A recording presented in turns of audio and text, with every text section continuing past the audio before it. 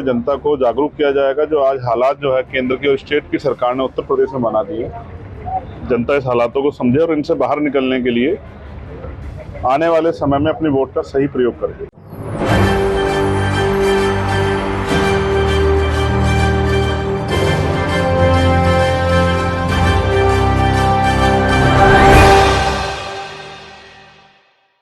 नमस्कार, मैं नाज़मीन खान और आप देख रहे हैं SPN9 news. Bhim army chief Chandrashekhar Azad ने ऐलान कर दिया कि उत्तर प्रदेश में वो भी चुनाव लड़ते हुए नजर आएंगे।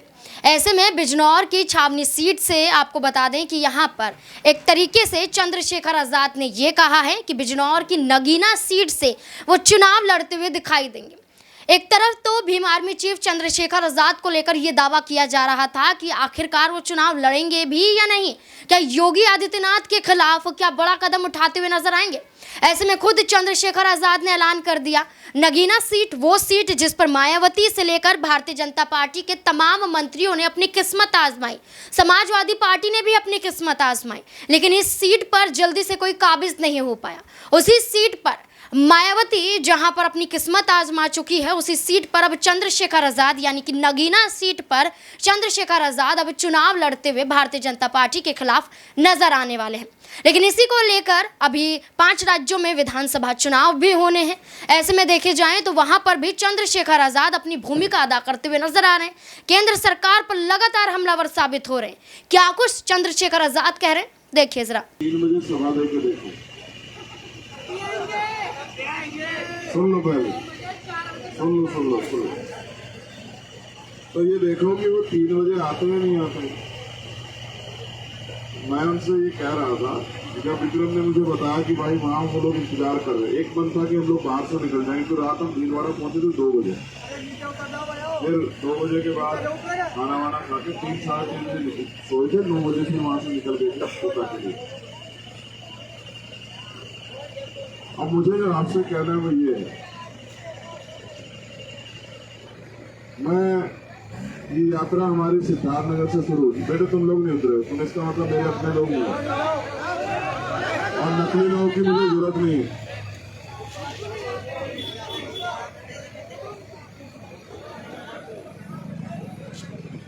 आराम से उतरो, आराम से।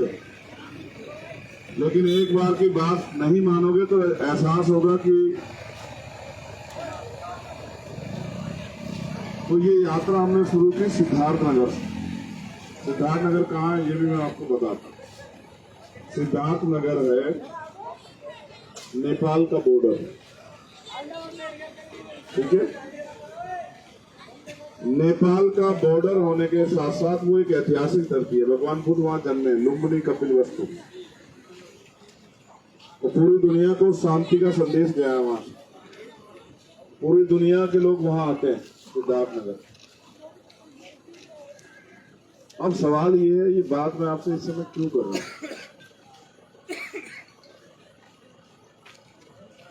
यात्रा वहां से शुरू करने के बाद हम लोग मध्य प्रदेश गए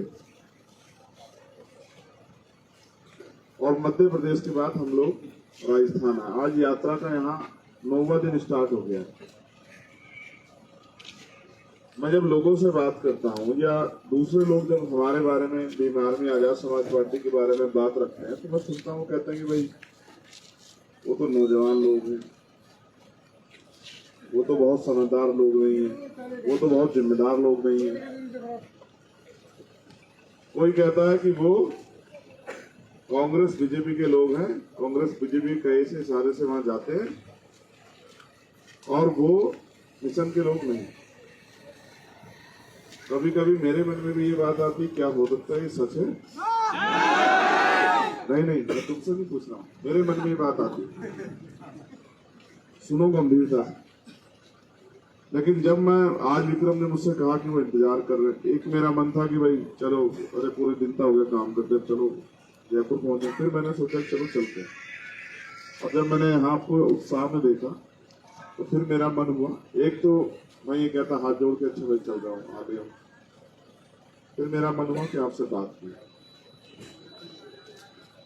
दुनिया चाहे कुछ भी कहे, आप हमारे विरोधी चाहे कुछ भी कहें, मगर मैं ये मानता हूँ जो आदमी 12 बजे, सवा बजे, 12 बजे रात में यहाँ खड़ा है, वो गैर जिम्मेदार नहीं हो सकता। अगर वो गैर जिम्मेदार होते तो आराम से पढ़ के सोते कि भाई चलो ठीक है, लेट हो गए, भाई की गलती है, हमारी थोड़ा ही है, अब हम तो इंतजार कर लिया आपने, अब वो नहीं आए तो कोई बात नहीं, अपना घर जा रहे, तो यहाँ 10 लोग मिलते, समझ रहे हो? तो इसका मतलब ये बात तो गलत है कि आप लोग जिम्मेदार लोग नहीं।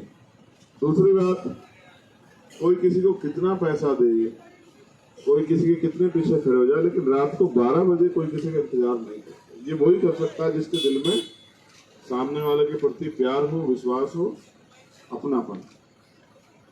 आपको एहसास भी नहीं कि जब रात को इतनी बड़ी संख्या में आप यहाँ खड़े हो तो मेरी हिम्मत कितनी बढ़ती है।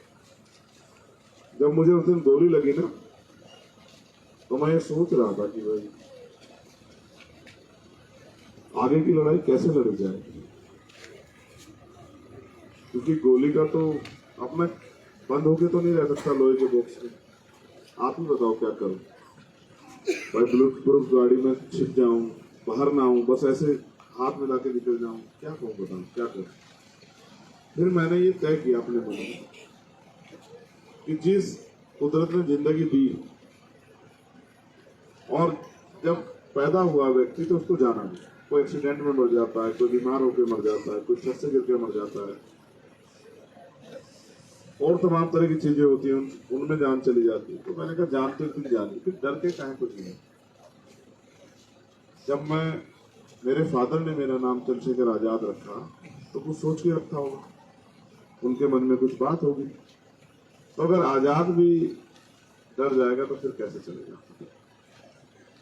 फिर मैंने तय किया, ये जो जिंदगी मुझे मिली है ना, दूसरी जिंदगी थी वो। हमारे पुलिस लोग ना खड़े, गोली ना जाति देखती ना धर्म देखती, और कहते रहो कि आप फौलाद का सीना कुछ होता नहीं है। गोली तो जब निकलती है तो सब चीर के निकल जाती है। अगर 1 इंच गोली इधर उधर होती तो शायद आज आपके घरों में मेरी तस्वीरें होती और आप याद करते कि हमारा एक भाई भी था। लेकिन मुझे ये दूसरी जिंदगी मिली और मैंने अपने साथियों से उतनी तय किया कि मेरा पिछला जीवन में हो सकता है कुछ कमी रही हो आंदोलन को लेके, कि मैंने देर से शुरू किया, लेकिन मैं इस जीवन का एक एक मिनट, चाहे मुझे रोटी मिले ना मिले, चाहे मुझे पानी मिले ना मिले, चाहे मुझे सुख सुविधाएं मिले ना मिले, लेकिन मैं एक एक मिनट लोगों को तैयार करने में लगाऊंगा,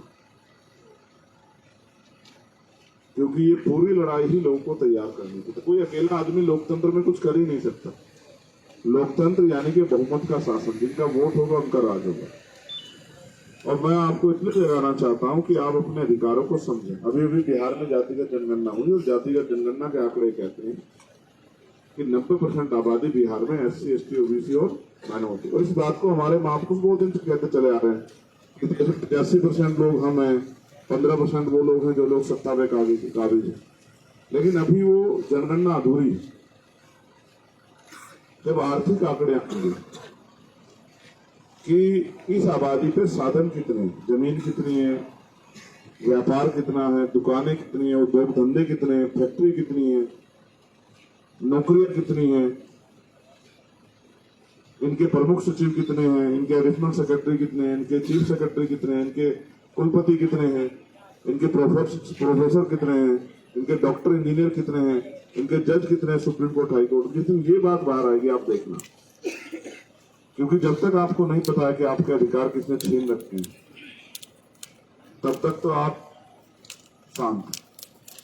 प्रैक्टिकल महसूस करके देखना। अगर आपको नहीं पता कि ये पेन आपका है तो मैं इसका किसी तरह यूज करूं, लेकिन अगर आपको पता लग जाए पेन आपका है तो आप हर टाइम इस पर नजर रखोगे नहीं रखोगे।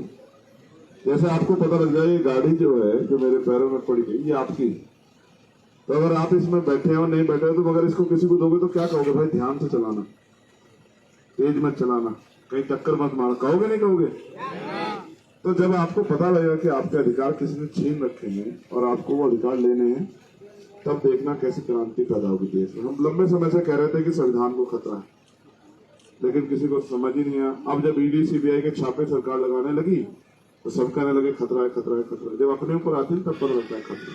हम तो बहुत दिन पहले से कहते हैं RSS BJP के लोग छोड़ेंगे नहीं देश को, संविधान को नहीं छोड़ेंगे, आरक्षण को नहीं छोड़ेंगे, नौकरियों को नहीं छोड़ेंगे, वोट को भी छीन लेंगे, लेकिन लोगों की समझ में नहीं आई। अब सब दलों की समझ में आ रही है, लेकिन आपकी भी समझ में आनी चाहिए। ये दल आज जो बात कह रहे हैं, इस बात को हम लोग पिछले 7, 8, 10 साल से तो भीम आर्मी के लोग कह रहे हैं, नहीं कह रहे हैं।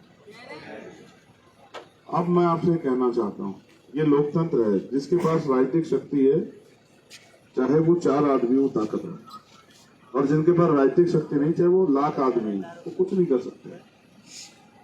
राजस्थान में आपकी कितनी आबादी है, फिर भी आपको अन्याय नहीं सहना पड़ रहा है क्या? जितेंद्र मेघवाल, इंद्र मेघवाल। अब चंद्रशेखर आजाद को लेकर देखा जाए तो यहाँ पर जब उनको गोली लगी थी और बाल बाल जब बच जाते हैं, उस दौरान उन्होंने उत्तर प्रदेश की कानून व्यवस्था पर कई सवाल उठाए थे और ये कहा था कि उत्तर प्रदेश में कानून व्यवस्था किस हाल में है ये तो योगी आदित्यनाथ भी जानते हैं, इसलिए आज तक यहाँ पर कोई भी सुरक्षित नहीं रह पाता है।